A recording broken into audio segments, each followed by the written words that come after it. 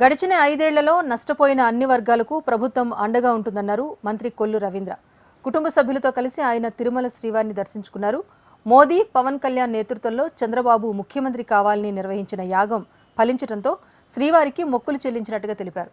TTD పరిపాలనలో రాష్ట్రం సుభిక్షంగా ఉండాలని స్వామివారిని ప్రార్థించినట్టుగా చెప్పారు.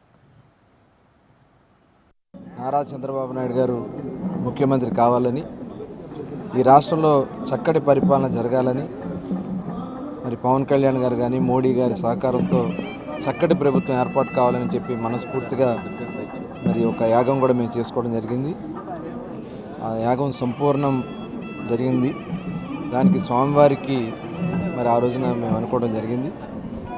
మరి గురువుగారి ఆదేశాల ప్రకారం ఈరోజు వచ్చి స్వామివారిని దర్శనం చేసుకుని తిరిగి మళ్ళీ రాష్ట్రాన్ని నిలబెట్టాలని, ఈ రాష్ట్రాన్ని అన్ని విధాల ముందుకు తీసుకెళ్లాలని, నష్టపోయినటువంటి యువతకి, మహిళకి, రైతుకి, ప్రతి ఒక్క వర్గాలకి, వ్యాపారులకి అండగా ఈ ప్రభుత్వం ఉండాలని, రాష్ట్రం అన్ని రకాలుగా సుభిష్టంగా ఉండాలని చెప్పి మనస్ఫూర్తిగా కోరుకోవడం జరిగింది. చక్కటి వర్షాలు పడి, చక్కటి పంటలు పండి, వ్యాపారాభివృద్ధి చెంది అందరికీ మంచి జరగాలని చెప్పి స్వామివారిని కోరుకోవడం జరిగింది. తప్పకుండా ఆయన ఆశీర్వాదాలు మనందరికీ ఉంటాయి.